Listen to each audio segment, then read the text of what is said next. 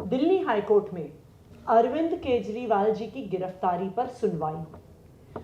आज इस हाईकोर्ट की सुनवाई में दो महत्वपूर्ण चीजें निकल कर आई।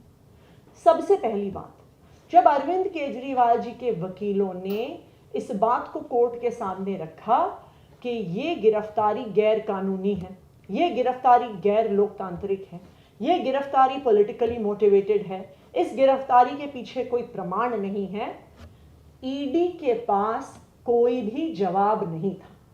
वो ईडी जो पिछले 2 साल से इस केस की जांच कर रही है, वो ईडी जिसने सैकड़ों अफसर इस केस की जांच में लगाए हुए हैं, वो ईडी जो हजारों जगह रेड कर चुकी है, वो ईडी जो बार बार कोर्ट में आके कहती है कि मनीष सिसोदिया को बेल नहीं मिलनी चाहिए, संजय सिंह को बेल नहीं मिलनी चाहिए, विजय नायर को बेल नहीं मिलनी चाहिए, आज उस ईडी के पास अरविंद केजरीवाल जी के वकीलों का और हाई कोर्ट के सवालों का कोई जवाब नहीं था।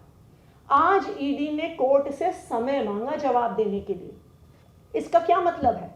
इसका यह मतलब है कि अब ईडी वापस जाएगी, अपनी कुछ मनगढ़ंत कहानियां बनाएगी, कुछ गवाहों पे दबाव बनाएगी, उन पे प्रेशर बनाएगी कि वो अरविंद केजरीवाल जी के खिलाफ गवाही दे कि ईडी कोई भी झूठी सच्ची बात कोर्ट के सामने ला सके। तो आज ये पूरे देश ने देख लिया कि जो ईडी 2 साल से इन्वेस्टिगेशन कर रही थी, उसके पास अरविंद केजरीवाल जी के वकीलों का और दिल्ली हाई कोर्ट के सवालों का कोई जवाब नहीं था, इसीलिए उन्होंने कोर्ट से समय मांगा। आज जो दूसरी महत्वपूर्ण चीज दिल्ली हाई कोर्ट की सुनवाई से निकल कर आई है, और वो दिल्ली हाई कोर्ट के आदेश में बहुत स्पष्ट तौर पर निकल के आई है कि दिल्ली हाई कोर्ट ने भी अरविंद केजरीवाल जी की गिरफ्तारी पर सवाल उठाया है।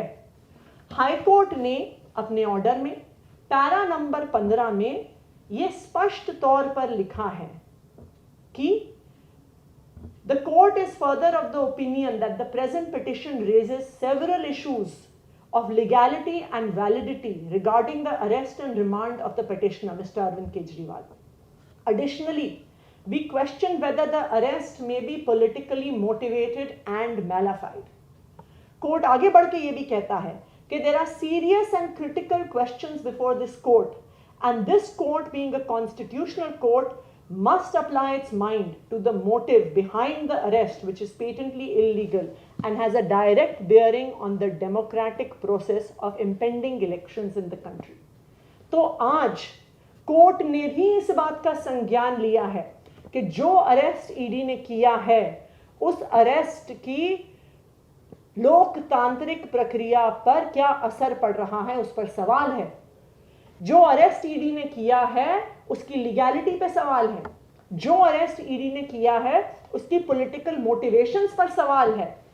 ये बात आज हाई कोर्ट ने अपने आदेश में कही है और इस बात का हाई कोर्ट ने संज्ञान लिया है। हमें खुशी है इस बात की कि इस देश के न्यायालय ने, दिल्ली हाई कोर्ट ने जिस प्रकार से अरविंद केजरीवाल जी को गैर कानूनी तरीके से गिरफ्तार किया गया है, भारतीय जनता पार्टी के पॉलिटिकल हथियार ईडी के द्वारा गिरफ्तार किया गया है, आज उस गिरफ्तारी पर दिल्ली हाई कोर्ट ने भी सवाल उठाए।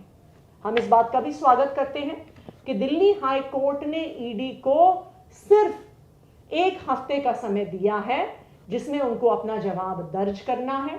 2 तारीख तक उन्हें अपना जवाब दर्ज करना होगा और हाई कोर्ट ने कहा है कि वो 3 तारीख को अरविंद केजरीवाल जी की गिरफ्तारी पर अपना फैसला सुनाएगा और ईडी को 2 तारीख के बाद समय नहीं मिलेगा। हम उम्मीद करते हैं कि हमारे देश का न्यायालय इस देश की लोकतंत्र की रक्षा करने में जो हमेशा न्यायालय ने भूमिका निभाई है, वो आने वाले समय में भी निभाता रहेगा।